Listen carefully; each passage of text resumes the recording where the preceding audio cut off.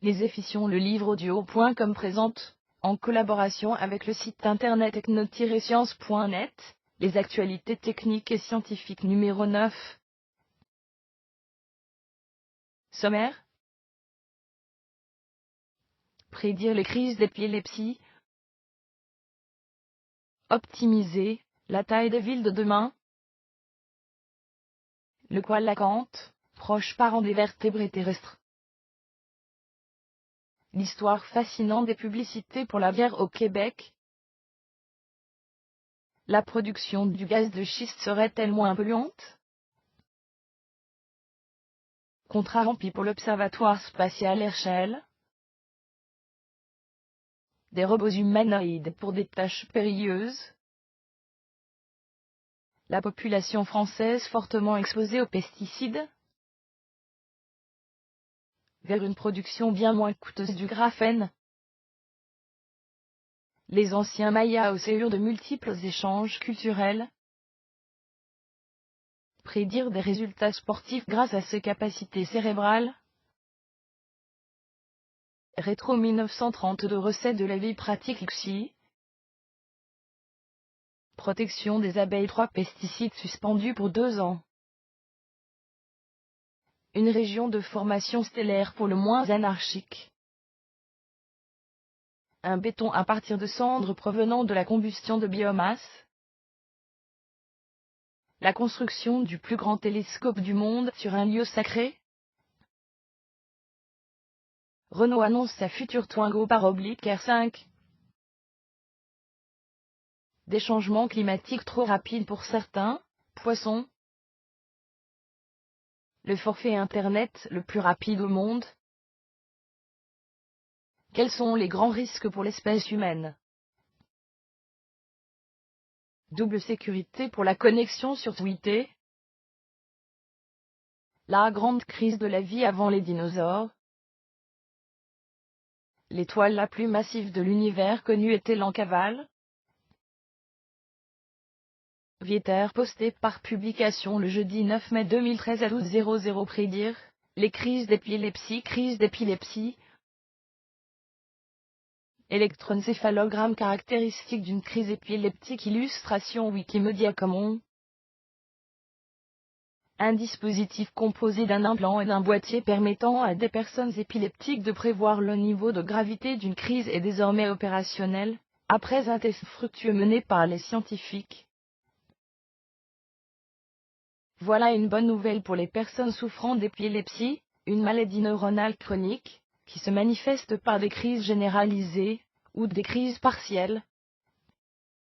Cet appareil est implanté sous la poitrine, et relié à des électrodes, leur permet en effet de savoir à quel instant une crise peut survenir, ce qui pourrait leur éviter de mener des activités à haut risque telles que conduire ou nager. Ce dispositif permet également aux patients, lesquels sont prévenus, d'opter pour une prise ponctuelle, et non plus de manière permanente de leurs médicaments. Le principe de cette nouvelle technologie est simple. Grâce aux électrodes, elle enregistre l'activité électrique à la surface du cerveau du patient. Les informations ainsi récoltées sont ensuite envoyées au boîtier qui calcule la probabilité d'une crise. Un voyant rouge s'affiche si le risque est fort, blanc s'il est modéré et bleu s'il est faible. Sur 15 patients d'origine australienne testés, une infime partie a enregistré des effets secondaires. Selon Christian Lg et Florian Morman, 2 spécialistes de l'épilepsie de l'Université de Bonn, ce dispositif signifie un progrès majeur dans le contexte actuel, où près de 50 millions de personnes, dans le monde souffrent de cette pathologie. Architecture postée par Adrien le jeudi 9 mai 2013 à 0000. Optimiser la taille des villes de demain. Taille des villes sur population. Espace vital. 4 commentaires. La ville du futur devrait viser une taille optimale, pour assurer une meilleure utilisation de ses ressources plutôt qu'une vision de développement, où tout converge vers le centre. Voilà l'une des pistes dégagées lors de 2 discussions selon la formule du Café des Sciences, qui se sont déroulées en France et au Québec sous le thème de l'homme dans la cité de demain. Vanessa Chenel, Pascal Neby et Sergi Tutache-Conco, tous trois étudiants en co-tutelle de l'Université de Sherbrooke et de l'Institut des nanotechnologies de Lyon, ont été appelés à piloter cet exercice qui a réuni deux panels de 11 participants, de chaque côté de l'Atlantique. La démarche fait l'objet d'une présentation au congrès de l'ACFA, le 10 mai. Quel modèle privilégié pour la ville du futur? Cette vaste question interpelle généralement les urbanistes. Ce sont toutefois des jeunes chercheurs issus d'autres filières du génie et des sciences qui ont voulu y répondre. Parmi les thèmes abordés des enjeux de développement durable, de transport collectif, et d'efficacité énergétique. Pour préparer les discussions, les organisateurs des Cafés des Sciences ont fait un survol de la littérature, et ont cherché quelques exemples. Mais l'exercice visait à dégager une vision libre et naïve, à travers le regard de chercheurs, qui ne sont pas nécessairement des spécialistes de ces questions, indique Pascal Neby, doctorant en génie, l'un des responsables du projet. Le projet Jean de l'urbaine à Hong Kong, pas de solution simple. L'un des constats des organisateurs, c'est que pour pallier plusieurs problématiques, il n'existe pas de réponse simple. Face aux problèmes de circulation routière, on parle souvent de la nécessité d'améliorer le transport en commun, mais cette solution n'est pas universelle, explique Vanessa Chenel, doctorante en sciences cliniques à la faculté de médecine et des sciences de la santé. L'un des exemples présentés aux discussions était un métro japonais, qui devient tellement bondé qu'il est impossible d'y monter. On propose alors d'utiliser le vélo, mais encore là, les voies de circulation deviennent encombrées. Ces exemples montrent que les solutions simples et connues ont leurs limites, et qu'il faut plutôt viser une combinaison de solutions complémentaires. C'est là que ça devient intéressant de réfléchir pour en trouver de nouvelles. Des pistes vers la cité idéale. L'exercice n'a pas la prétention d'accoucher d'un portrait de la ville idéale du futur. Cependant, les responsables du projet estiment avoir pu mettre en lumière quelques pistes qui rallient plusieurs participants, et qui ont permis de dégager plusieurs éléments caractéristiques d'une ville meilleure. Parmi ces éléments, il a été question d'une ville qui intègre le développement durable, qui est agréable à vivre, qui dispose de bons systèmes de transport en commun, et où la circulation est plus facile. Une mesure particulièrement intéressante a été la question de prévoir le développement en considérant la taille optimale de la ville au-delà d'un certain nombre d'habitants, ça ne devient plus vivable. Et en revanche, s'il y a trop peu d'habitants, la ville devient moins fonctionnelle, enchaîne Pascal Neby. La ville idéale pourrait donc avoir des caractéristiques à l'inverse des métropoles d'aujourd'hui, avec leurs grands centres-villes vers lesquels convergent des masses de population à des moments stratégiques, causant perte de temps et pollution. Les participants ont évoqué des villes de taille restreinte, ou encore des villes qui comprendraient plusieurs petits centres, afin de mieux répartir les activités commerciales et professionnelles sur le territoire. On pourrait voir des quartiers autonomes, qui deviendraient comme des villes à l'intérieur de la ville. Cette idée n'est pas totalement nouvelle, selon les sources consultées, mais ce qui est intéressant, c'est le fait qu'elle soit sortie de manière indépendante à partir des discussions, dit Vanessa Chenel. En parallèle, nous avons trouvé un modèle de développement urbain, en Corée, où l'on retrouve un projet de développement, qui comprend un ensemble de petits villages autonomes et très fonctionnels. Ces paradigmes, qui nous habitent ce projet de Café des Sciences, a été commandé aux étudiantes et étudiants, par les responsables de l'Institut des nanotechnologies de Lyon. L'objectif initial était de discuter des villes du futur en cherchant à se dégager de tout paradigme. Dès le départ, on s'est rendu compte que la vision sans paradigme, c'était impossible à la base. Qu'on le veuille ou non, les gens réfléchissent en fonction de ce qu'ils connaissent et utilisent déjà, dit Pascal Neby. D'ailleurs, les discussions tenues en France ont pris une teinte légèrement différente de celles organisées au Québec, selon les réalités locales. Les discussions sur les solutions concrètes étaient différentes dans le détail, mais globalement, les questions de développement durable et de transport ont abordé des problématiques et une recherche de solutions semblables. Dans la présentation qu'ils préparent sur l'ensemble de la démarche, les responsables évoqueront qu'il n'existe pas une seule bonne direction pour prévoir la cité du futur. Il faudra assurément arrimer les solutions collectives aux besoins individuels, postule-t-il. Vieter posté par Michel le jeudi 9 mai 2013 à 0000. Le Koalakanthe, proche parent des vertébrés terrestres. Koalakanthe génome transposon vertébrés terrestres. 0 commentaire. Le Koalakanthe ne peut être considéré comme inerte sur le plan évolutif, malgré l'apparente rareté de changements morphologiques depuis son apparition. Récemment, une équipe internationale incluant des chercheurs de l'Université de Montréal annonçait l'achèvement à 95% du séquençage du génome du Koalakanthe, un poisson mythique qu'on croyait éteint depuis 70 millions d'années. La nouvelle a fait la une de la revue Nature. Parmi les co-signataires de cet article se trouve Hervé Philippe, professeur de bioinformatique au département de biochimie de l'Université M. Philippe est plus précisément le chercheur responsable de la reconstruction des relations de parenté entre les espèces de vertébrés. Ces analyses permettent de confirmer que le dipnoste, un poisson à poumon, est plus proche des tétrapodes, les vertébrés terrestres, que le Koalakanthe. Ce dernier partage toutefois plus de similarités sur le plan du génome, avec l'ancêtre commun des vertébrés et les tétrapodes que le dipnoste, puisqu'il évolue moins vite, signale Hervé Philippe. Le chercheur et ses collègues ont déterminé que la vitesse d'évolution des séquences codant pour les protéines du Koalakanthe est beaucoup plus lente que celle des autres vertébrés étudiés.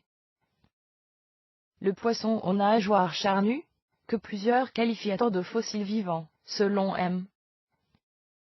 Philippe, aurait d'ailleurs peu évolué, quant à sa morphologie au cours des 300 derniers millions d'années. La cause ?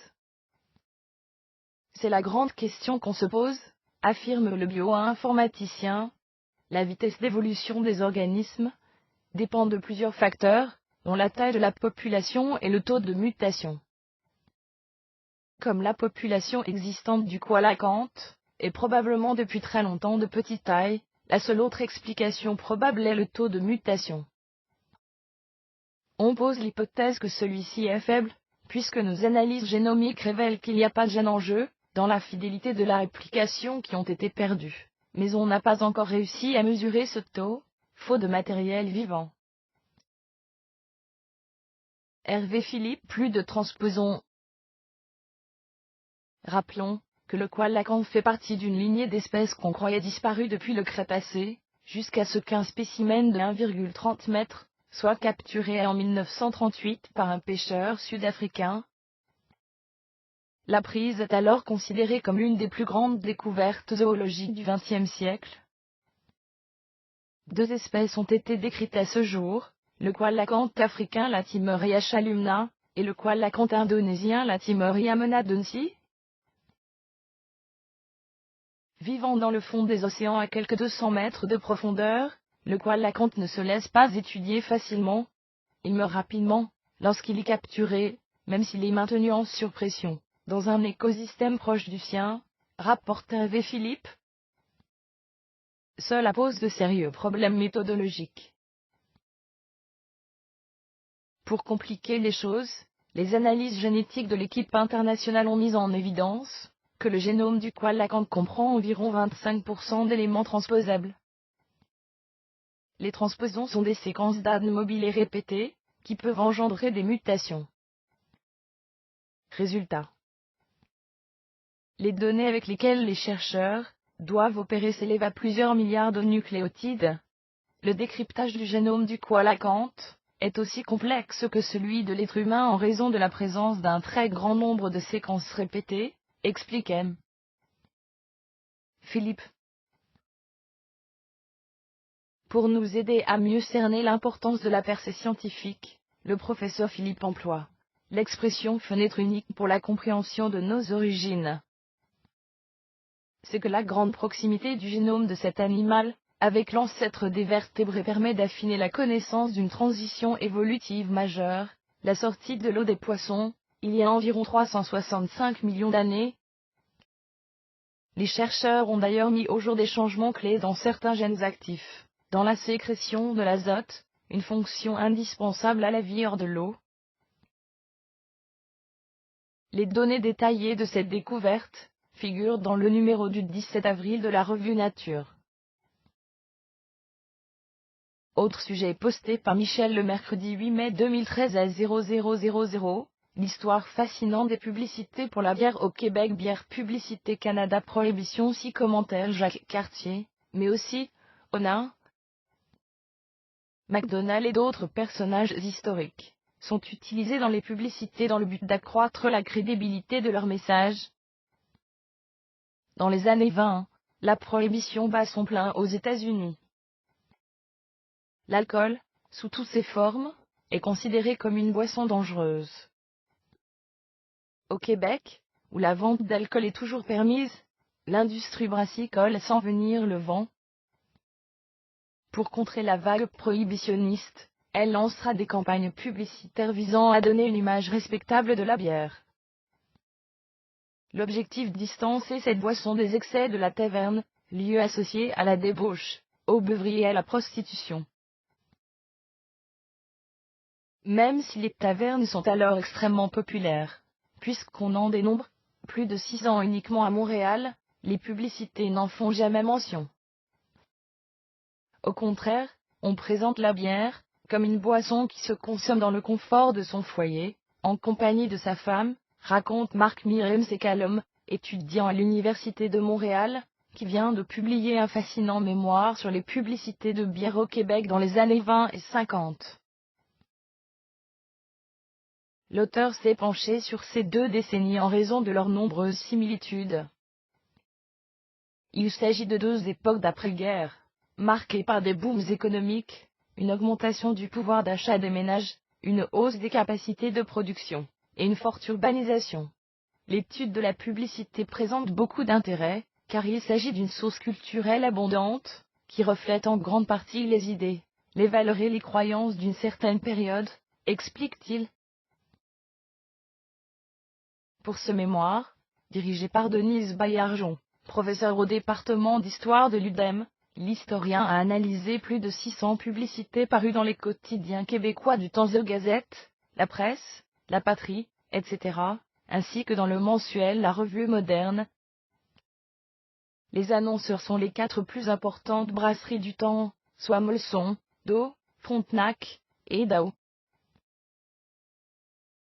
Le constat: peu importe la décennie, la stratégie des publicitaires a toujours été la même, c'est-à-dire associer des vertus à la consommation de leur marque de bière. C'est ainsi que, dans les années 20, la bière contribue à affirmer sa virilité, procure des bienfaits thérapeutiques et permet d'exceller dans les sports. En ce sens, le slogan de la bière Frontenac est éloquent: c'est la bière des géants. Mais les publicitaires utilisent d'autres astuces pour mousser le produit. Toujours en quête d'acceptabilité sociale face au mouvement de prohibition, ils recourent aussi à des personnages historiques, pour accroître la crédibilité de leur message. C'est ainsi que Jacques Cartier, Onin, McDonald et plusieurs autres serviront à vendre de la bière, dit M. Mirem-Secalom. Parfois, le discours devient carrément loufoque. Par exemple, une publicité décrit l'ado comme la bière préférée des sauvages, même si les Amérindiens, à l'époque, n'ont pas le droit d'acheter de l'alcool. Dans les années 50, le discours change. La bière ne sert plus à fortifier le corps, mais enrichit les loisirs sous toutes leurs formes. Si les annonces associent toujours cette boisson au sport, cette fois-ci, les buveurs ne sont plus des sportifs mais des spectateurs. Autre changement: les tavernes font leur apparition dans les publicités. Ça démontre que la perception de l'alcool a changé, indique celui qui fait actuellement un certificat en archivistique. Par contre, ce qui ne change pas en 30 ans, c'est la représentation de la femme. Les messages, qui vise exclusivement les hommes, demeure très traditionnelle. Lorsqu'elle est présente, dans les années 20, la femme porte un tablier et sert la bière à son mari. Les agences n'employaient alors que des hommes, ce qui expliquerait l'image très conservatrice de la femme, considérée uniquement comme une ménagère, mentionne-t-il. Qu'en est-il au XXIe siècle? Force est de constater que la publicité de bière a peu évolué. Encore aujourd'hui, on cible seulement les hommes, et on vante les produits en leur accolant des qualités recherchées par l'agent masculine, comme la virilité et la séduction. Constate M. Myriam Sekalom. Comme quoi, plus ça change, plus c'est pareil. La production du gaz de schiste serait-elle moins polluante? Gaz de schiste, les derniers chiffres collectés par l'Environmental Protection Agency EPA prennent à contre-pied les récents rapports sur le gaz de schiste. En effet, le processus de fracturation hydraulique lors des forages de gaz de schiste n'est plus aussi polluant qu'on le pensait. L'Agence de protection environnementale américaine estime que le renforcement des contrôles destinés à limiter la fuite de méthane réduit l'émission de ce gaz. Comparaison de l'exploitation des gaz de schiste à d'autres types de gisements de gaz naturel. Depuis 1990, la fuite de méthane ne représente plus que 41,6 millions de mètres cubes. Cependant, l'agence concède que les gaz de schiste tiennent une part importante dans les 145 millions de mètres cubes de méthane émis aux États-Unis en 2011. En tout cas, ce dernier rapport renforce la position des industries d'exploitation des gaz de schiste. Pour leur part, les observateurs soupçonnent l'EPA de soutenir les industriels. En effet, à l'heure où le prix du pétrole connaît une hausse vertigineuse, l'exploitation de ce gaz naturel permet aux États-Unis d'occuper la première place mondiale des producteurs d'énergie. Selon les écologistes, le gaz naturel n'est qu'un régime à la mode. D'ailleurs, le méthane est un gaz à effet de serre 20 fois plus nocif que le gaz carbonique. Astronomie postée par Michel le mardi 7 mai 2013 à 0000 contre pour l'Observatoire spatial Herschel. L'Observatoire spatial Herschel Helium bilan lancé, le 14 mai 2009, l'Observatoire spatial Herschel de l'ESA est arrivé à court d'hélium liquide ce lundi 29 avril, entraînant un réchauffement général et la fin des opérations. Il a permis un bond en avant dans la compréhension de la naissance des étoiles, l'évolution des galaxies, et de la matière interstellaire, et même de notre système solaire. Initialement prévu pour fonctionner 3 ans et demi, Herschel aura ainsi ouvert une nouvelle fenêtre sur l'univers et fourni plus de 25 000 heures de données pour 600 programmes d'observation. Figure un relevé spectrométrique de Wi-Fi de L1544, cellule d'une étoile naissante. La courbe produite indique notamment la présence de vapeur d'eau, et Herschel/Wi-Fi. Herschel, le plus grand télescope spatial consacré à l'astronomie dans le domaine spectral de l'infrarouge et du submillimétrique, a consommé toutes ses réserves d'hélium liquide 2300 litres. Sans hélium, les instruments de mesure cessent d'être refroidis aux très basses températures nécessaires à leur fonctionnement en -271 C. 3 instruments de mesure embarqués sur Herschel. Infiltrodine instrument FORSE phare infrared, un spectromètre à haute résolution dédié à l'étude de la chimie de l'univers. PAC photodetector array camera and spectrum T, un photomètre pour cartographier l'émission infrarouge du milieu interstellaire, et un spectromètre pour en étudier les conditions physiques et chimiques. Sphere Spectral and Photometric Imaging ROCV, qui remplit les mêmes fonctions que PAC, mais à de plus grandes longueurs d'onde, dans l'infrarouge submillimétrique. Grâce à ces instruments, et au plus grand miroir 3,5 mètres de diamètre construit à ce jour pour l'astronomie spatiale, Herschel a ainsi étudié l'univers froid et examiné la composition chimique d'environnements très divers, des cocons d'étoiles aux sciures des galaxies et des comètes. Les découvertes effectuées avec Herschel ont déjà fait l'objet de plus de 600 articles scientifiques. IFI a détecté la signature spectrale de nombreuses molécules, de l'eau aux molécules organiques complexes, permettant de caractériser avec précision les conditions physiques et chimiques des milieux observés. IFI a permis cela grâce à sa capacité à observer toutes les signatures spectrales des objets sur une large bande de fréquences, avec une très haute précision, et une grande sensibilité. Ces capacités ne seront plus accessibles, dans ce domaine de fréquences avant longtemps, faisant de ces observations, une source unique de données fondamentales pour plusieurs décennies. Le spectromètre à transformé de Fourier de l'instrument SPIR a permis d'observer d'autres signatures spectrales du gaz et l'émission continue de la poussière interstellaire dans des environnements très variés. Grâce à lui, les chercheurs étudient les variations de ces émissions spectrales en fonction de son milieu interstellaire, dans notre galaxie, et dans les galaxies extérieures. Les photomètres de Pake et SPIR ont mis en évidence l'universalité de plusieurs phénomènes, dont l'importance était sous-estimer la structure filamentaire du milieu interstellaire, ainsi que la répartition et la démographie des étoiles en fonction de leur masse au sein d'une population stellaire. Et cela dès leur naissance. Les mesures photométriques ont également conduit à de nouvelles vues sur l'évolution des galaxies. Elles ont notamment mis en évidence la formation de grandes galaxies par une accumulation progressive de matière, et non pas uniquement par fusion de petites galaxies, comme le pensaient les chercheurs. Figure 2 images des relevés combinés de Pake en bleu et SPIR en rouge. Dans la région W3 de notre galaxie, des structures filamentaires sont visibles East Blue et West Blue. Et A/Herschel/PACS SPIR. Le CI, le CNRS, l'Observatoire de Paris et de nombreuses universités, ont apporté une contribution essentielle au développement des trois instruments. Le CNOA a financé une part importante de ces travaux et de l'exploitation des données dans les laboratoires français. Cette mission aura donc été un succès instrumental et scientifique majeur pour l'astrophysique française et européenne.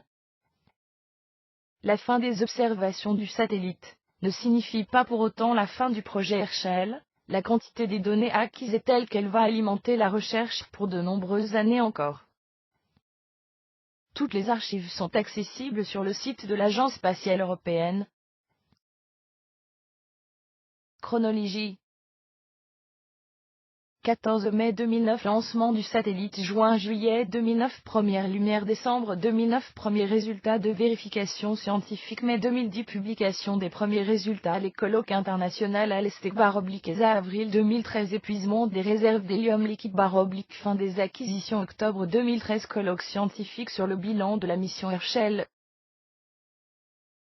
Pour plus d'informations, vous pouvez consulter le site Herschel et un livre numérique des plus belles images collectées par Herschel. Multimédia posté par Michel le mardi 7 mai 2013 à 0000 des robots humanoïdes pour des tâches périlleuses, robots humanoïdes, tâches dangereuses, intelligence artificielle, cognition. Le professeur Wael Suleiman interagissant avec un robot. Photo Jean-François Perrault, passionné de manga japonais depuis sa tendre enfance, et de nouvelles de science-fiction d'Isaac Asimov retrouvées dans The Robot 1950, le professeur Wael Suleiman, du département de génie électrique et de génie informatique de l'université de Sherbrooke, Québec, rêve d'une nouvelle génération de robots humanoïdes en développement, qui pourra utiliser nos espaces et nos outils de travail tout en interagissant avec les êtres humains de manière sécuritaire. L'objectif principal à l'origine des robots humanoïdes lancés dans les années 1980 est de remplacer les humains dans des tâches dangereuses, comme l'activation manuelle du système de refroidissement d'une centrale nucléaire, quand tous les systèmes automatiques de secours tombent en panne, explique Wael Suleiman. Course contre la montre, pour développer des robots s'ils prennent parfois la forme d'un être humain masculin, l'androïde, et parfois celle d'une femme, la gynoïde. Ces robots ont fait leur véritable apparition en 1993, lorsque l'entreprise japonaise Honda a présenté aux médias le premier robot humanoïde, Asimo. Ce projet avait été gardé secret pendant plus de 10 ans. Saisissant la balle au bond, le Japon a instauré un programme de recherche étalé sur une période de 10 ans, pour demeurer le chef de file de ce secteur en émergence. De son côté, Aldebaran Robotics, une firme française créée en 2005 et achetée récemment par SoftBank, un géant japonais des télécommunications, a conçu et fabriqué Nao, un robot humanoïde autonome de 58 cm de hauteur, et valant 15 000 $, pour servir de plateforme de recherche dans les laboratoires et universités, et Romeo, un humanoïde de plus grande taille destiné à l'aide aux personnes. Plusieurs universités européennes ont conçu Cube, un autre robot humanoïde, dans le cadre d'un projet de 8,5 millions d'euros. Ce robot aux dimensions comparables à un enfant de 3 ans et demi est une plateforme de test pour les algorithmes d'intelligence artificielle et de cognition. Ne voulant pas être en reste, et à la suite de la catastrophe de Fukushima en 2011, l'Advanced Research Project Agency offre de son côté une bourse de 2 millions de $ à la première équipe de scientifiques, qui parviendra à créer de tels robots. À qui la chance? Une question d'équilibre, la problématique la plus complexe en robotique humanoïde pour les ingénieurs informaticiens, consiste à gérer l'équilibre du robot. S'il frappe un obstacle ou un objet dans l'environnement, et s'il est poussé par quelqu'un, ou par notre robot, comment se comportera-t-il pour s'adapter à ces perturbations imprévues, se questionne le spécialiste de la faculté de génie. À cet égard, le National Institute of Advanced Science and Industrial Technology du Japon, où le professeur Suleiman a complété son post-doctorat, a innové en développant une série de robots humanoïdes HRP2, HRP3, HRP4C et HRP4E. Le HRP4C est un robot humanoïde de forme gynoïde, qui mesure 1,58 mètres et pèse 43 kg. Le premier prototype a coûté 2 millions de $. On peut acheter ce robot pour 400 000 $. Le robot est doté de mini-moteurs sous le masque qui constitue le visage. Il plisse les yeux, et peut ouvrir la bouche tout en marchant lentement sur une surface plane. À preuve, il a remplacé des mannequins lors d'un défilé de mode en 2011. Les jambes à venir de Onizero associées au laboratoire de robotique mobile et systèmes intelligents de l'université de Sherbrooke, qui a conçu et fabriqué le torse de Onizero, une plateforme mobile munie d'actionneurs élastiques interagissant avec l'homme. Le professeur Suleiman compte bien en faire un robot complet, puisqu'il lui manque encore des jambes. Il est doté d'une intelligence artificielle, qui lui permet de décider de quelle manière il se déplacera dans l'espace et quelle sera la séquence des mouvements, précise le professeur Suleiman, qui ajoute: ce sont les algorithmes de contrôle qui dicteront la séquence, pour amener la main du robot à cueillir l'objet et pour le déposer ailleurs. Mais comment les scientifiques ont-ils pu générer la marche des robots humanoïdes? Tout simplement en se basant sur un principe de la biomécanique appelé le zéro moment.ZMP. Qu'en est-il au juste? C'est tout simplement la manière dont l'être humain gère son équilibre lorsqu'il marche. En robotique, le ZMP est le point du sol, où le résultat de la distribution des forces de réaction du sol sur le pied est appliqué. Ce point appartient à la surface de contact entre le pied et le sol. Est-ce inné depuis l'enfance, ou y a-t-il un apprentissage derrière? Une belle question qui fait réfléchir nos collègues en neurosciences, mentionne Wael Suleiman. S'il existe une infinité de solutions pour prendre un objet sur une table, par exemple, quelle doit être la séquence du mouvement choisi, et comment doit-on la configurer? Pour ce faire, un langage informatique utilisé intègre la mécatronique et les algorithmes de contrôle et de prise de décision, afin de permettre au robot de mouvoir les 30 articulations de son corps en temps réel. Vieter posté par publication le lundi 6 mai 2013 à 12h00, la population française fortement exposée aux pesticides. Exposition aux pesticides. Les Français sont plus exposés aux pesticides que les Allemands, Américains ou encore Canadiens. C'est le résultat d'une nouvelle étude publiée par l'Institut national de veille sanitaire. Selon les spécialistes, le traitement aux pesticides de certains produits agricoles et l'usage quotidien des insecticides, comme les antipuces, sont les principales raisons de cette contamination. Cependant, par rapport à 1986, les Français présentent 3 fois moins de concentration de pesticides en 2006. Mais malgré les nouvelles dispositions de protection de l'environnement, les traces de pollution subsistent encore dans le sol. En 2007, un échantillon de 400 personnes a présenté une concentration anormalement élevée de pesticides dans le sang et dans l'urine. Selon l'étude sur la nutrition et la santé menée entre 2006 et 2007, 13% des Françaises âgées de 18 à 45 ans, et moins de 1% des adultes, ont eu une concentration de polychlorobiphénylondioxylique PCB-NDL supérieure à la normale. Bien que l'utilisation de ce produit soit interdite ou restreinte depuis 1987, des traces persistent dans l'environnement et le corps humain. Par contre, les organophosphorés et les pyrétrinoïdes sont encore sur le marché. Enfin, le taux de concentration de DDT dans le sol est au même niveau que ceux de l'Allemagne et de l'Amérique du Nord, et moins important par rapport à celui de l'Asie. Pour plus d'informations, voir le dossier sur les pesticides de l'AVS www.docent.fr Weblink, de LAV. Physique postée par Adrien le lundi 6 mai 2013 à 0000 vers une production bien moins coûteuse du graphène www.bulletinsélectroniques.do comme Weblink. Produire du graphène. La révolution graphène. Des chercheurs de Caen University ont découvert une méthode moins coûteuse pour fabriquer une substance similaire au graphène. Le graphène est constitué d'une couche d'atomes de carbone arrangés en structure cristalline, dont les applications sont multiples. Des écrans pour les appareils mobiles aux cellules photovoltaïques, les équipements aéronautiques, les piles à combustible, ou les accumulateurs lithium-ion à charge rapide. La découverte faite par l'équipe du professeur Wang permet de créer un matériau aux propriétés similaires à celles du graphène pour un coût bien inférieur. Représentation du graphène. D'après un représentant de Partech Innovation, la société de transfert de technologie associée à l'université, et qui a déposé un brevet sur le projet, le procédé développé par le professeur Wang est un outil puissant pour fabriquer des matériaux à base de graphène. Ceux-ci pourront être utilisés pour de nombreuses applications, dans les domaines de l'électronique, les semi-conducteurs, l'affichage, les piles à combustible, ou les cellules photovoltaïques par exemple. Les propriétés révolutionnaires du graphène proviennent de sa structure délicate en feuillet constituée d'une unique couche d'atomes de carbone en structure cristalline organisée en nid d'abeille.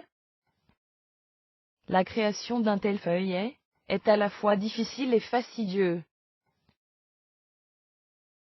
Le docteur Wang et son équipe ont mis en place une méthode plus simple, plus écologique, par une approche ascendante, dont le principe est de remplacer certains atomes de carbone par du bore et de l'azote. Ceci leur permet de développer des structures en nid d'abeille simplement en exposant le composé à la lumière. Dr. Wang a été récompensé pour ses travaux spécialisés dans la chimie organoborée et les matériaux luminescents. La découverte présentée a été classée comme hautement importante par le journal Wang Chemie. Remarquons qu'en début d'année, l'étude et le développement des propriétés du graphène a remporté l'un des 2 futurs Emerging Technology Flagship, avec un financement d'1 milliard d'euros.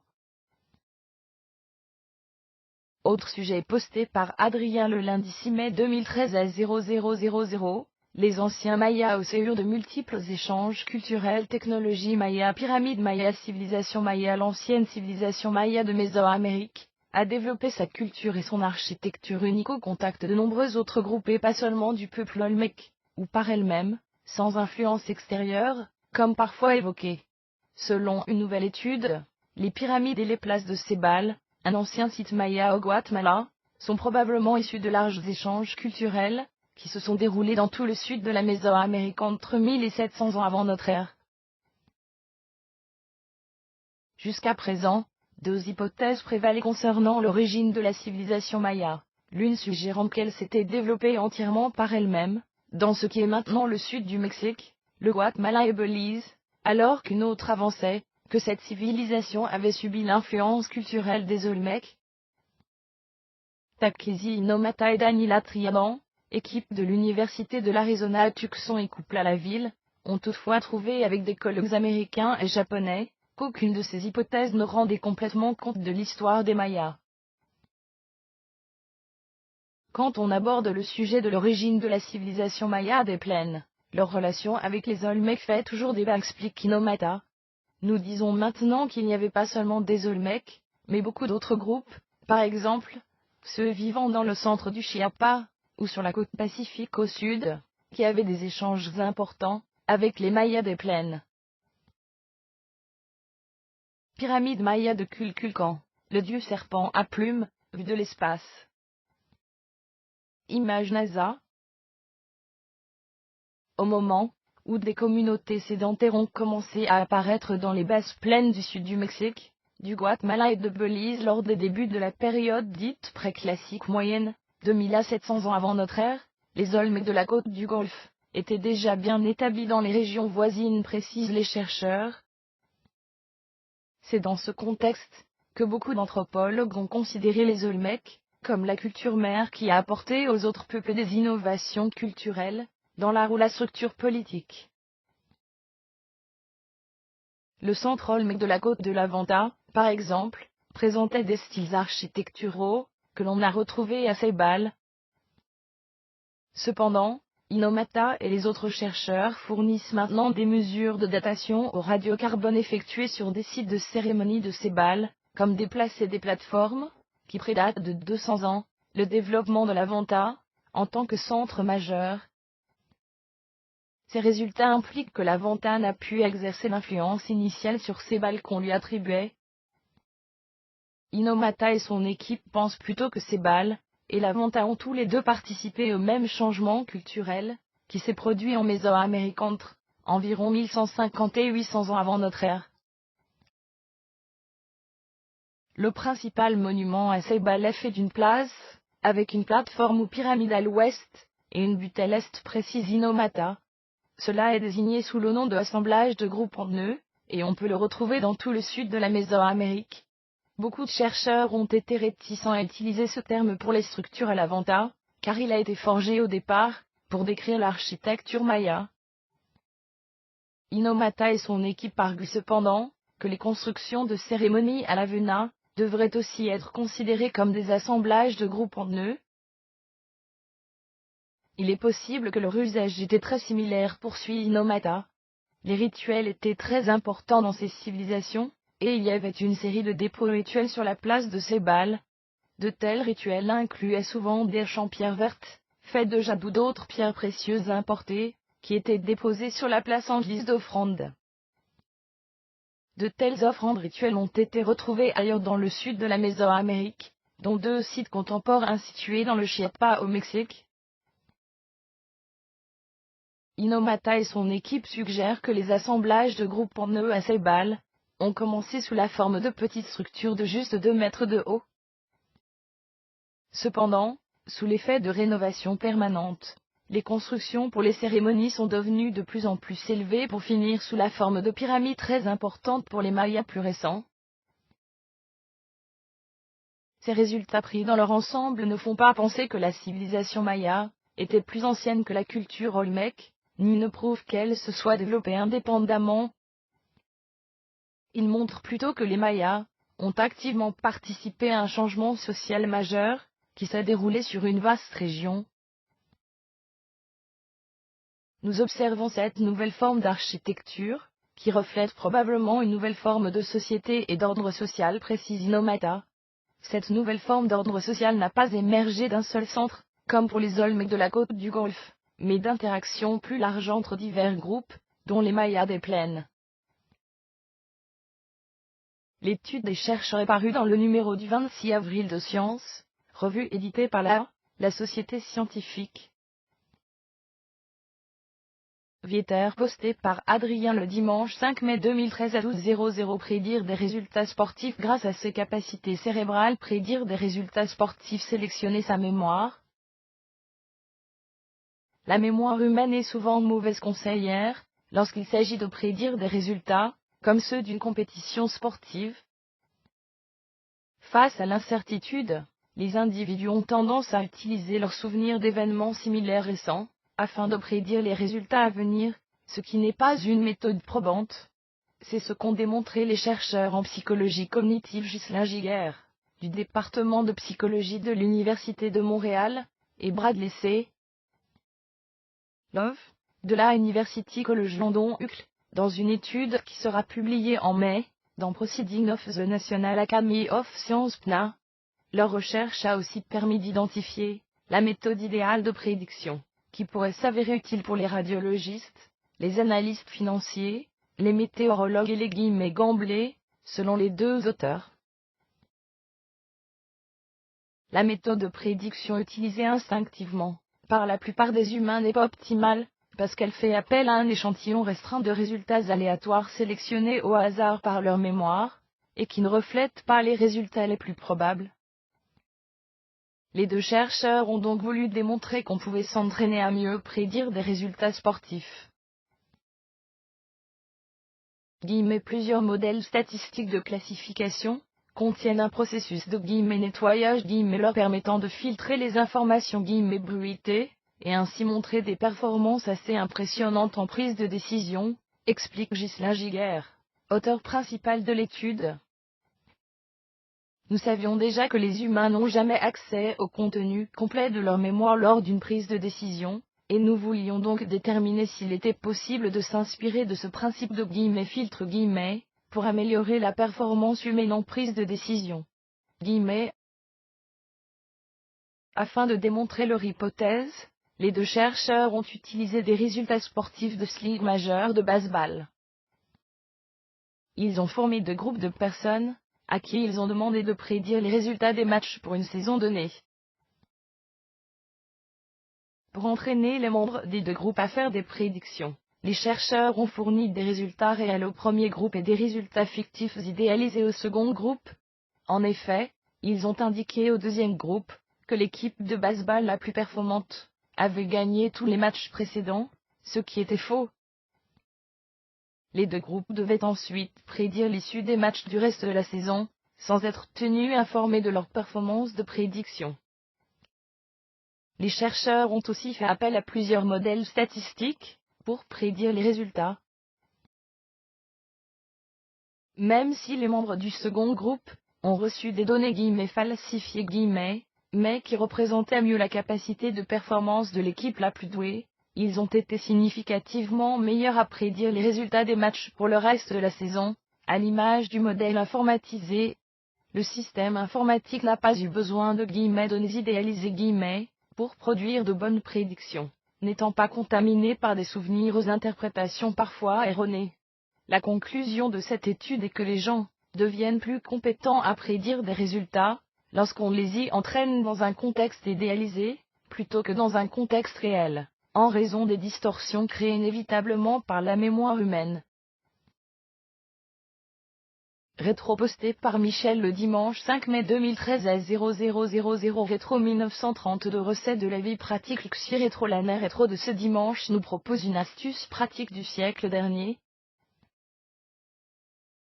Avertissement. Cette année rétro retranscrit des connaissances scientifiques, techniques, ou autres de 1932, et contient donc volontairement les arguments, incertitudes, ou erreurs d'époque. Pour fabriquer une petite lampe à acétylène, on peut fabriquer simplement, avec 3 boîtes de conserve, une lampe à acétylène, qui rendra de vrais services. Par exemple, si l'on a un travail à effectuer dans un sous-sol obscur, ou dans une cave, il faut 3 boîtes de dimensions différentes. La plus grande, qui ne comportera qu'un fond, servira de récipient.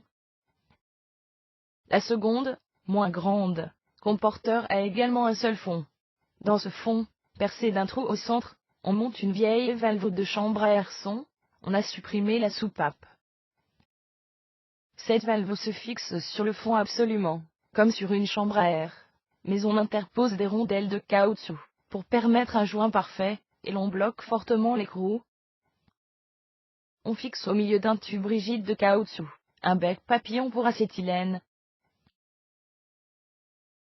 La troisième boîte, plus petite que les deux autres, se place à l'intérieur de la boîte qui porte le bec. Elle supporte quelques morceaux de carbure. 50 grammes suffisent pour assurer une heure d'éclairage. On commence par mettre cette petite boîte dans la grande. On la coiffe ensuite, avec la boîte moyenne et on verse, dans le grand récipient, de l'eau, jusqu'à mi-hauteur. L'eau, qui atteint le carbure, provoque le dégagement du gaz acétylène, et la pression fait monter l'eau dans la grande boîte. On allume le bec, dès qu'on sent l'odeur caractéristique d'ail, celle du gaz acétylène. La flamme est d'abord bleue, mais elle devient rapidement blanche, et donne une lumière très éclairante. Vieter posté par publication le samedi 4 mai 2013 à 12h00. Protection des abeilles. 3 pesticides suspendus pour 2 ans. Protection des abeilles. Insecticides néonicotinoïdes. La Commission européenne tranche pour la protection des abeilles, et décide de suspendre, pour 2 ans, l'utilisation de 3 pesticides néonicotinoïdes: la clothianidine, l'imidacloprid et la thiaméthoxam. Cette décision intervient après l'échec des négociations entre les États membres. La majorité requise pour l'adoption, ou non, de la proposition de la Commission de restreindre l'utilisation de ces 3 produits n'a pas été atteinte. Lors du dernier vote, 4 États membres se sont abstenus, 15 étaient pour et 8 contre. L'usage de ces 3 pesticides serait à l'origine de la diminution du nombre de la population des abeilles en Europe du fait que les produits attaquent le système nerveux des insectes. Cette restriction de 2 ans, qui commencera à partir du 1er décembre 2013, permettra aux scientifiques de se prononcer sur les effets de ces insecticides. Une fois que les responsables auront obtenu des informations pertinentes, la Commission sera tenue de reconsidérer les conditions d'approbation des 3 néonicotinoïdes. À l'issue de cette période, la Commission tranchera encore une fois, si les États membres ne trouvent aucun accord. L'Allemagne et la Suisse sont les plus farouches opposants à cette restriction. Elles soutiennent respectivement Bayer et Syngenta, les principaux producteurs de ces 3 insecticides. Voir aussi l'article www.technosciences.net. Onglet = NOWSNE = 11253. Astronomie postée par Michel le samedi 4 mai 2013 à 0000. Une région de formation stellaire pour le moins anarchique. Formation d'étoiles, nuages de gaz et de poussière. NG 6559 ESO.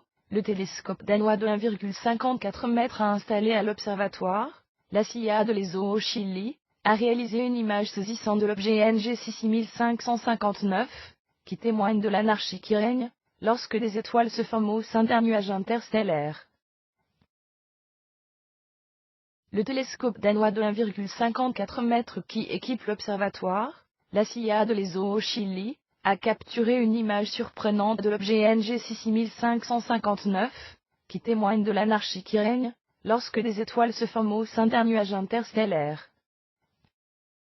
Cette région du ciel abrite des nuages rougeoyants principalement constitués de gaz d'hydrogène, des régions de couleur bleue dans lesquelles la lumière en provenance des étoiles est réfléchie par de petits grains de poussière, ainsi que des régions sombres constituées d'une épaisse couche de poussières opaques. Crédit ESO cliquez pour agrandir.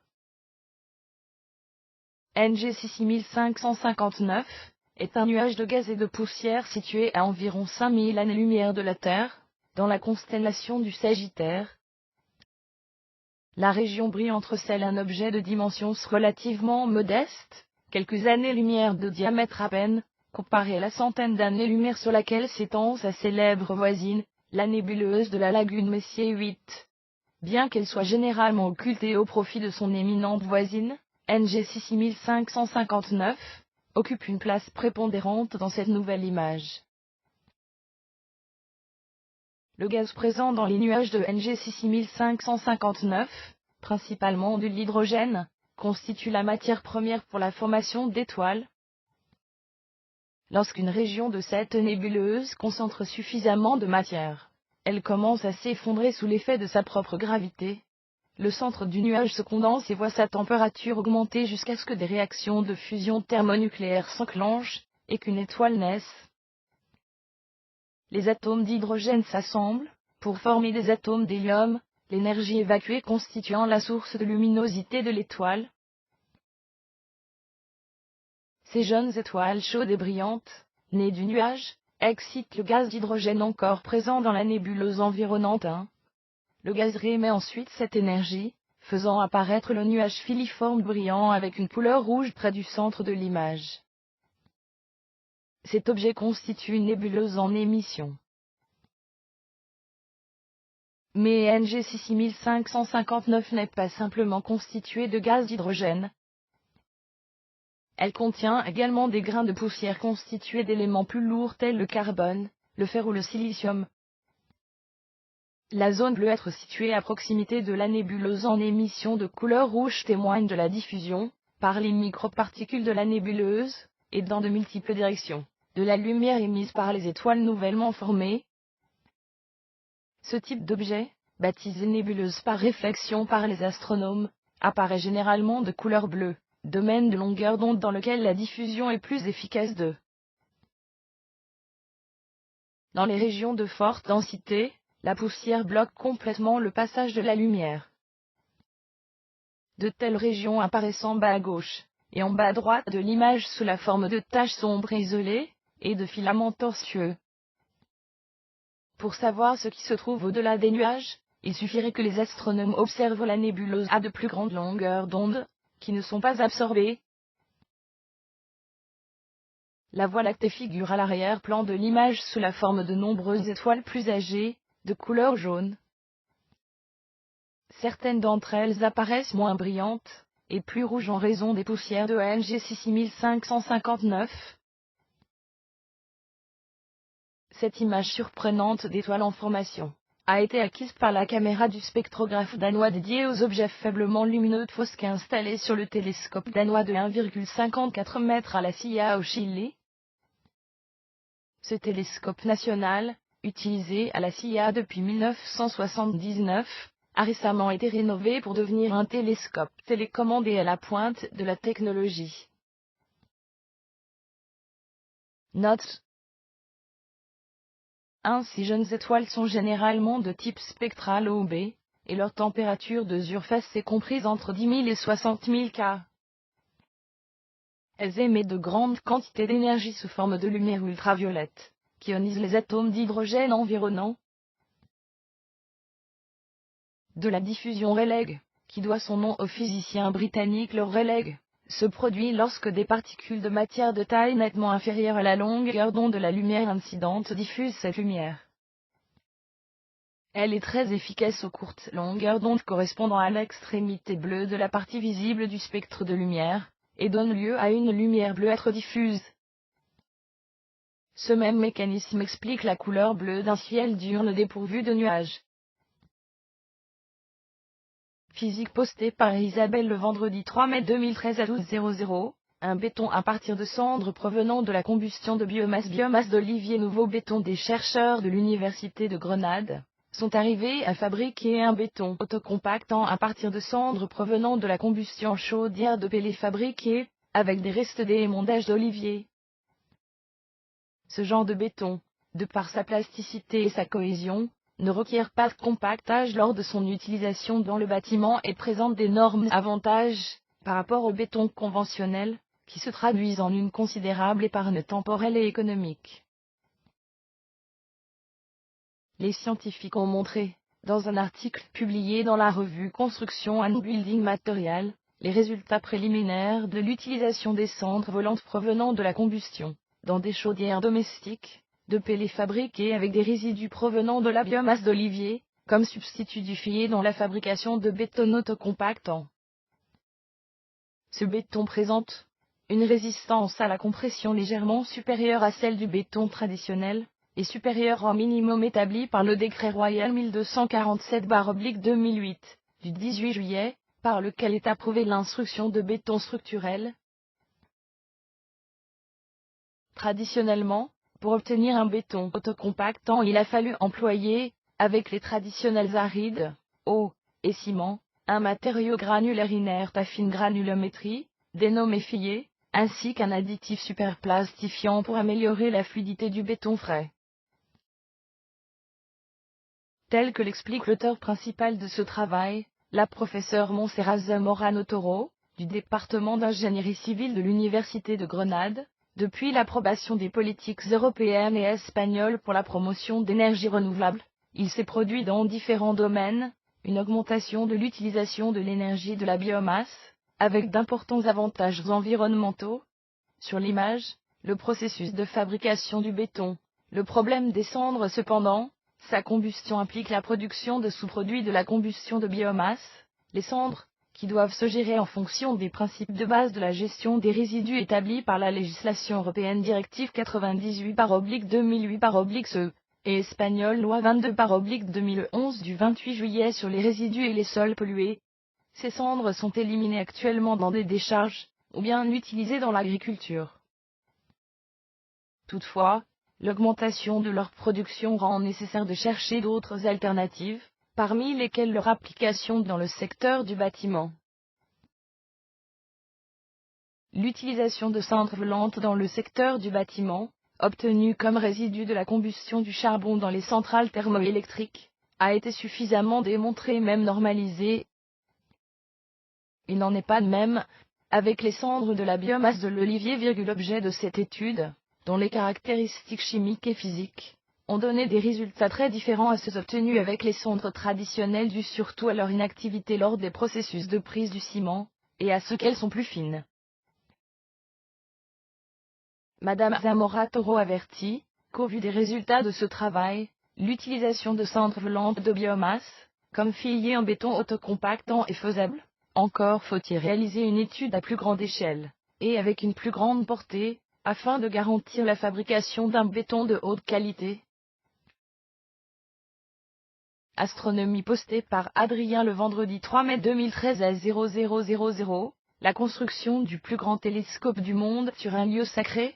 Le plus grand télescope TMT. La construction du plus grand télescope du monde, le Tir Timothée Télescope TMT, a été finalement approuvé le 13 avril par le département hawaïen du territoire et des ressources naturelles. Il sera installé au sommet du volcan Mauna Kea sur l'île d'Hawaï.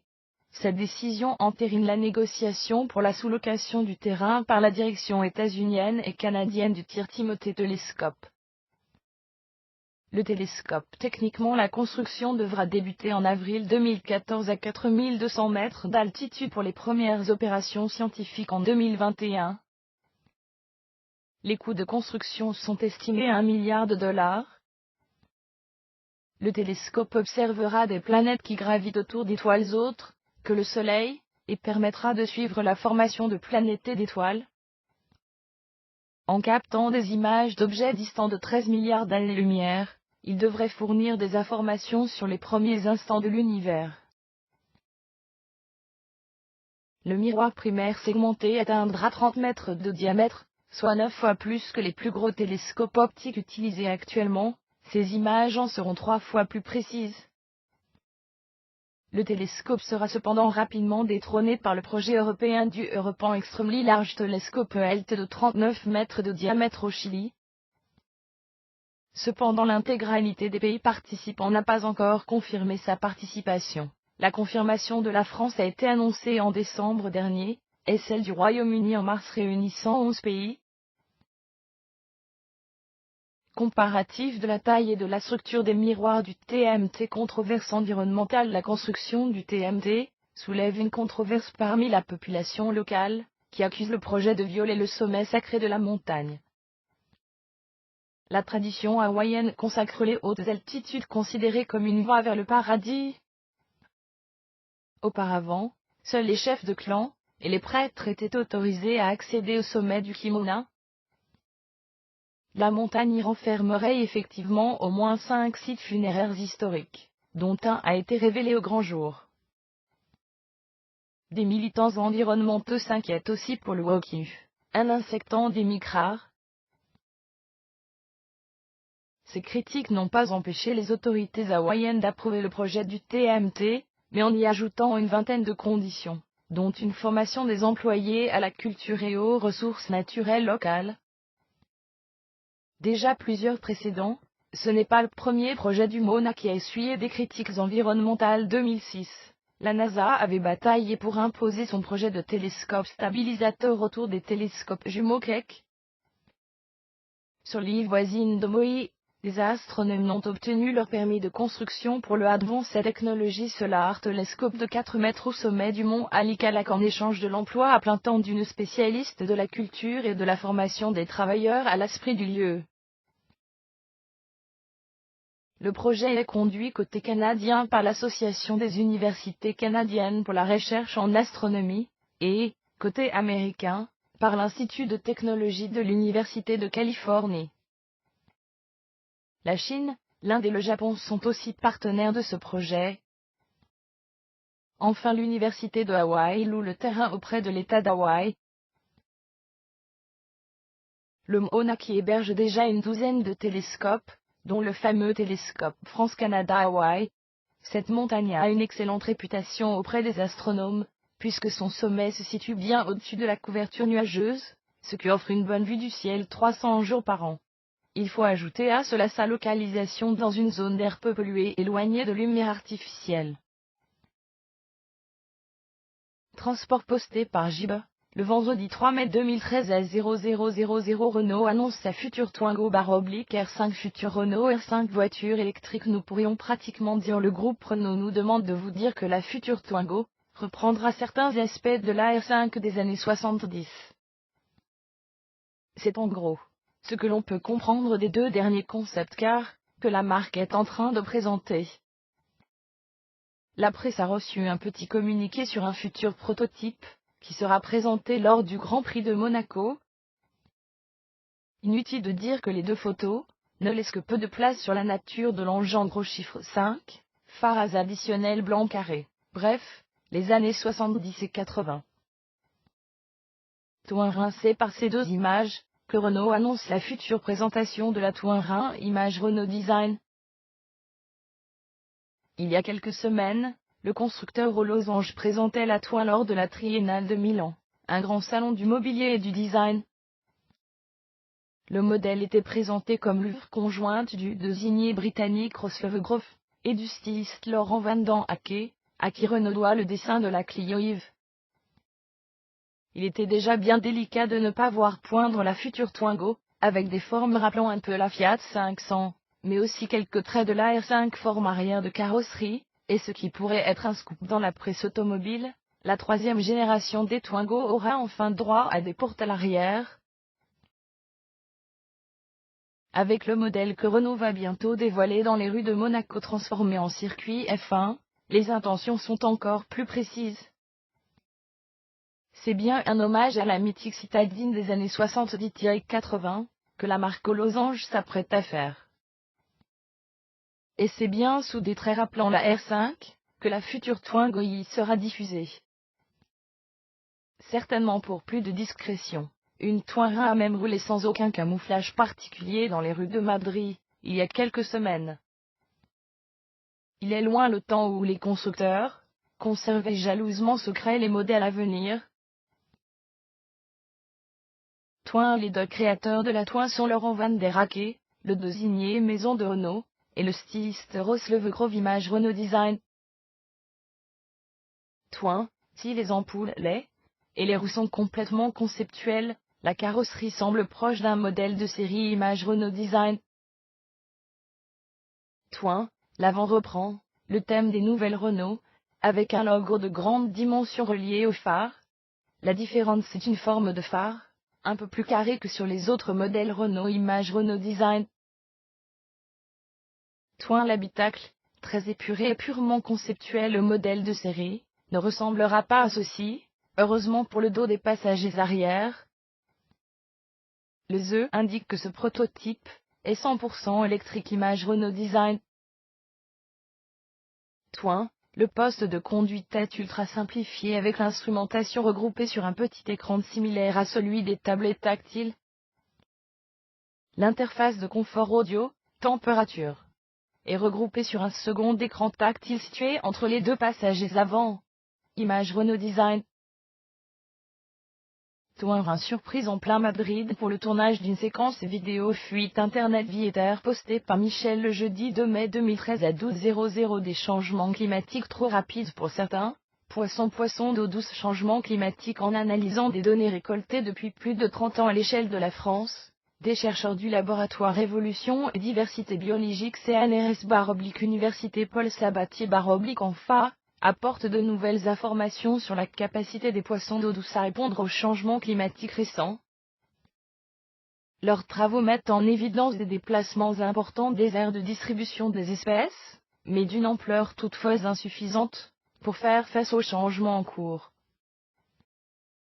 Ces résultats sont publiés dans la revue Écographie. Le chabot des Pyrénées Cotus espagnol Ansi est une espèce à distribution restreinte limitée aux cours d'eau montagnards, et donc particulièrement vulnérable aux modifications climatiques. Gaël Grenouillet. En réponse aux changements climatiques récents, des déplacements vers les pôles, ou de plus hautes altitudes sont observés chez de nombreux groupes taxonomiques, et dans diverses régions du monde.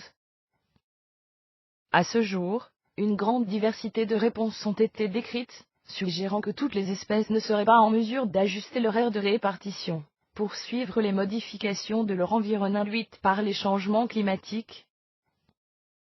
Particulièrement sensibles aux variations environnementales, et à l'intégrité écologique de leur habitat, les poissons d'eau douce pourraient être particulièrement affectés par les changements climatiques. Pourtant, peu de travaux avaient jusqu'alors cherché à savoir si les poissons d'eau douce répondaient aux changements climatiques survenus ces dernières décennies par une modification de leur aire de distribution, et si ces réponses étaient cohérentes avec l'ampleur des changements observés. C'est à ces questions qu'a permis de répondre une étude basée sur les données de l'ONMA 1, qui décrit depuis plus de 30 ans les assemblages de poissons des rivières françaises. Les résultats de l'étude sont sans équivoque: les espèces de poissons d'eau douce remontent en altitude, mais à des vitesses largement inférieures à la magnitude des changements climatiques. Tandis que les isothermes montrent des remontées moyennes en altitude de 57 mètres par décade depuis les années 80, les 32 espèces de poissons étudiées ne sont remontées en moyenne que de 13,7 mètres par décade. Ainsi, cette étude démontre pour la première fois que les poissons des rivières françaises répondent aux modifications climatiques récentes. Par comparaison avec les données de la littérature, cette réponse est plus forte que chez la plupart des organismes terrestres. Cependant, les chercheurs soulignent que les déplacements observés sont en retard par rapport aux modifications climatiques décrites sur la période d'étude, suggérant que les espèces de poissons pourraient ne pas être capables de suivre leur niche climatique. Même si ce résultat n'est pas surprenant au regard d'espèces dont les déplacements sont fortement contraints par la structure des réseaux hydrographiques, le retard accumulé par les poissons d'eau douce pourrait avoir d'importantes répercussions sur leur capacité à faire face aux changements climatiques attendus dans le futur, même si certaines espèces répondent à ces changements de façon imprévisible. Note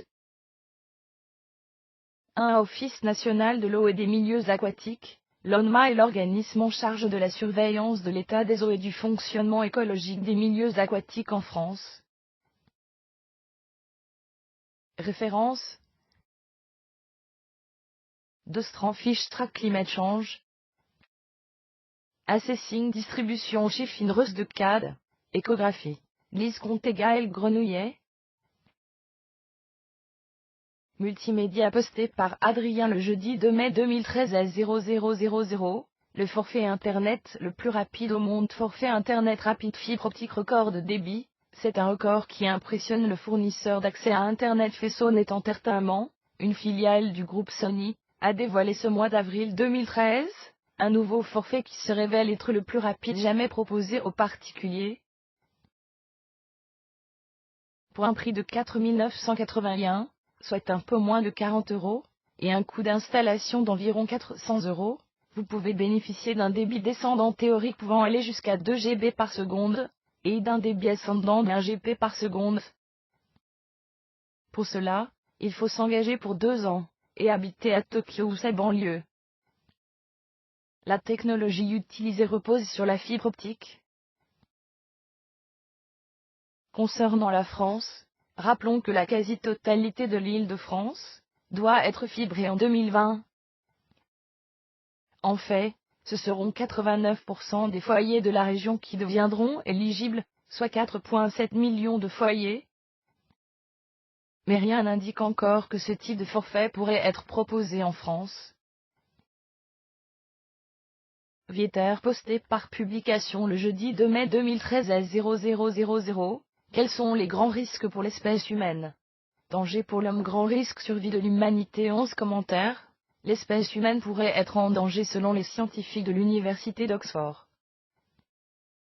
Ces derniers nous expliquent en détail les diverses catastrophes qui pourraient survenir et menacer la survie de l'homme. D'après les scientifiques, c'est l'homme lui-même qui pourrait causer sa perte en raison des grandes avancées technologiques difficiles à contrôler. Les chercheurs britanniques avertissent sur l'utilisation de nanotechnologies et la manipulation génétique pour l'agriculture et la médecine. Ces avancées technologiques sont susceptibles d'avoir de graves impacts sur l'environnement. Le pire avec la technologie, c'est qu'elle est capable de produire des réactions en chaîne, d'après Daniel Dewey, un expert en sciences. D'après cette étude, si quelque chose ne peut pas actuellement être connu pour être objectivement sûr, il est risqué au moins dans le sens subjectif, pour la prise de décision. Ainsi une caverne est dangereuse en ce sens, que vous ne pouvez pas dire, si oui ou non, elle peut être le repère du lion affamé. Il serait rationnel pour vous d'éviter la grotte, si vous jugez raisonnablement, que le préjudice prévu d'y entrer, est supérieur au bénéfice attendu. Cependant, les chercheurs ont bien affirmé qu'il y a peu de chances qu'un Armageddon, un raz-de-marée, une épidémie mortelle, ou un tsunami arrive à détruire complètement la Terre. Même si ces événements provoquaient une grande perte humaine, ils n'entraîneraient pas la disparition de la planète. Concernant les éruptions volcaniques et les astéroïdes, les scientifiques soulignent que les risques qu'ils fassent disparaître l'humanité sont encore minimes. Parmi les fléaux avec un faible potentiel d'anéantissement de la planète Terre, on notera également les armes et les bombes nucléaires. Ces dernières épargneraient sûrement quelques survivants qui pourront sans peine repeupler la Terre. Soyez donc sans crainte, car la nature ne tuera pas l'espèce humaine. Pour plus d'informations, voir en ligne Librairie Williado comme weblink, abstract. Multimédia posté par publication le mercredi, le 1er mai 2013 à 12h00. Double sécurité pour la connexion sur Twitter. Connexion Twitter sécurité et informatique suite au piratage du compte de la société Presse. Mardi 23 avril, le réseau social Twitter a décidé de prendre des mesures draconiennes pour renforcer la sécurité et la confidentialité des comptes. Pour ce faire, le réseau social travaille actuellement sur un nouveau système d'identification en 2 étapes. Pour accéder à la plateforme, l'utilisateur doit avoir une chose qu'il connaît, son mot de passe, et une chose qu'il possède, un terminal associé à son compte. Ainsi, la connexion sur Twitter nécessitera une identification à double opération. Votre mot de passe sera accompagné d'un code numérique, qui sera envoyé à votre téléphone mobile. Ce système n'arrêtera pas les hackers, mais rendra cependant leur tâche plus difficile. Pour rappel, les auteurs de l'intrusion malveillante, qui ont piraté le compte d'Associated Press, ont lancé un message à tous les abonnés affirmant que 2 explosions ont éclaté à la Maison Blanche, dont l'une a touché le président américain Barack Obama. Suite aux recherches, les experts ont affirmé que le message a été envoyé par l'armée électronique syrienne. Ce nouveau système de sécurité à double facteur serait disponible aux abonnés très prochainement. Pour rappel, la France utilise déjà, notamment pour les achats sur Internet, le système 3D Secure. Notez que Microsoft et Apple ont également déployé ce mode d'identification à double opération. Vieter posté par Michel le mercredi, le 1er mai 2013 à 0000, la grande crise de la vie avant les dinosaures paléozoïques. Biodiversité. La plus importante crise de la biodiversité a eu lieu, il y a 252 millions d'années environ, à la fin du Paléozoïque. Une équipe internationale, dont Jean-Sébastien Steyer, chercheur CNRS au Centre de recherche sur la paléobiodiversité et les paléo-environnements Muséum national d'histoire naturelle CNRS vient d'effectuer de nouvelles découvertes en Afrique. Elle montre notamment que l'apparition des dinosaures, il y a environ 230, serait plus étroitement liée à cette grande crise de la vie que précédemment envisagée. Les résultats sont publiés aujourd'hui dans la revue Proceedings of the National Academy of Sciences PNA. La vie a bien failli disparaître, il y a environ 252, lors de la plus importante crise de la biodiversité. En effet, à la fin du Paléozoïque permien, cette extinction a décimé près de 90% des genres groupes d'espèces d'animaux et de végétaux.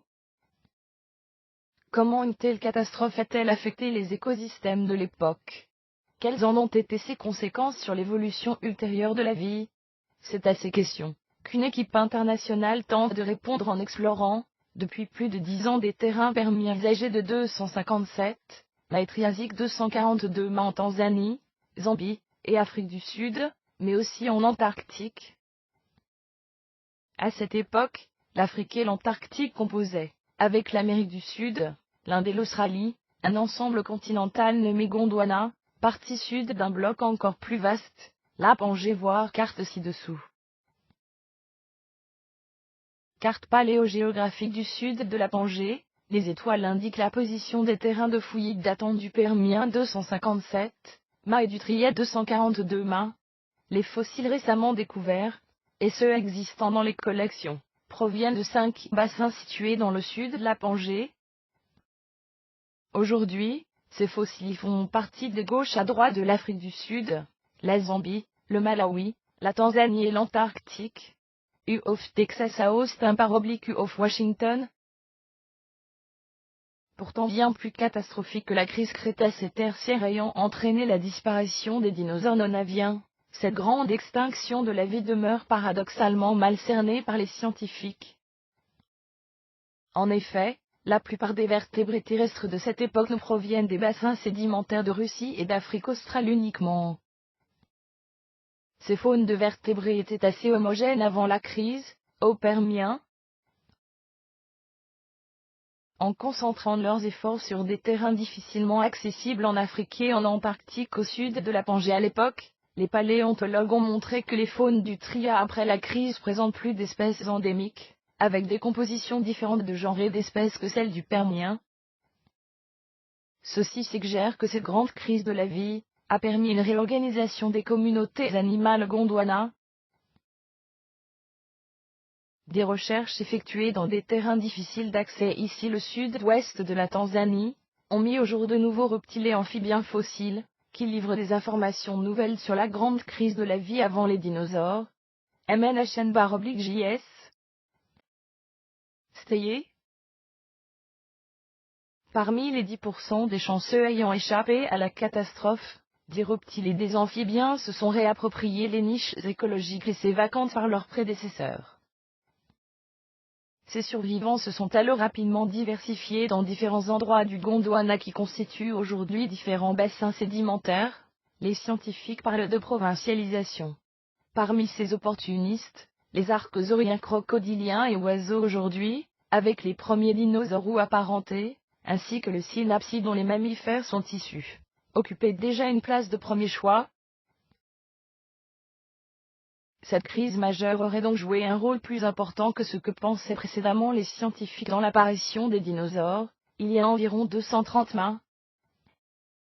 L'évolution n'est donc pas un long fleuve tranquille et toutes les espèces ne sont pas sur le même pied d'égalité face à une crise.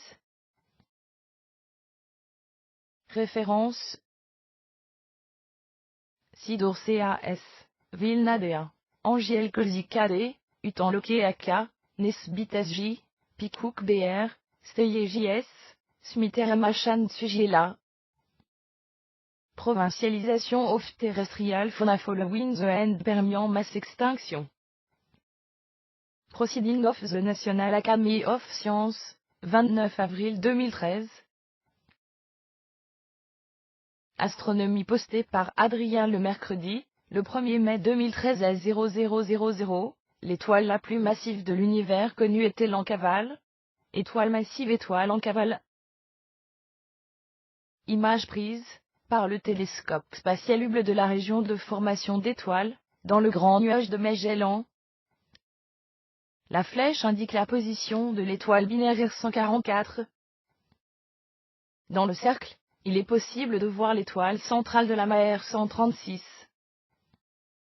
Crédit photo NASA, ESA, et ESO, une équipe internationale d'astrophysiciens, dont fait partie Anthony Moffat, professeur au département des physiques de l'Université de Montréal et membre du Centre de recherche en astronomie du Québec CRAC, a observé une double étoile binaire, dont la masse à sa naissance serait de l'ordre de 300 à 400 fois la masse de notre propre étoile, le Soleil. La masse totale actuelle du système composé de ces deux étoiles serait estimée de 200 à 300 fois celle du Soleil, selon les modèles d'évolution d'étoiles massives. Cette masse, surprenante, fait possiblement de cette double étoile la plus massive connue à ce jour. Elle serait d'ailleurs aussi en cavale, terme utilisé par les astrophysiciens, pour désigner une étoile qui se déplace dans l'espace, avec une vitesse élevée par rapport à la vitesse du milieu interstellaire l'entourant. Cette étoile binaire, qui répond au nom de R144, se situe à la périphérie de la nébuleuse de la Tarentule dans le grand nuage de Magellan, une galaxie satellite de notre propre Voie lactée, et que l'on peut voir de l'hémisphère sud. Au centre de cette région, nombreuses sont les étoiles très brillantes, jeunes, massives et qui perdent leur masse rapidement par des vents stellaires. Certaines de ces étoiles peuvent posséder une masse allant jusqu'à 220 fois la masse du Soleil. R144 est l'étoile la plus brillante nébuleuse de la Tarentule dans le domaine des longueurs d'onde visibles, mais rayonne aussi très intensément dans le domaine des rayons X. Ces caractéristiques sont une indication de sa dualité double étoile, dont la confirmation est venue d'une étude plus poussée de son spectre. Le spectre de R144 a été obtenu grâce à l'instrument X-shooté du Very Large Telescope VLT de l'ESO European Southern Observatory. C'est l'un des spectrographes les plus sensibles sur Terre du domaine des longueurs d'onde ultraviolettes au proche infrarouge. Sans cet instrument, qui permet l'observation en une seule prise de vue de tout le spectre, l'identification de R144 aurait été plus longue et fastidieuse. L'équipe de chercheurs déploie maintenant ses efforts pour déterminer si R144 est une étoile binaire en cavale en poursuivant les observations. Celles-ci permettront de définir correctement leur masse et leurs autres propriétés physiques, qui viendront confirmer si R144 est bel et bien l'étoile la plus massive connue à ce jour. Cette découverte est parue dans la revue Monthly Notice of the Royal Astronomical Society l'été.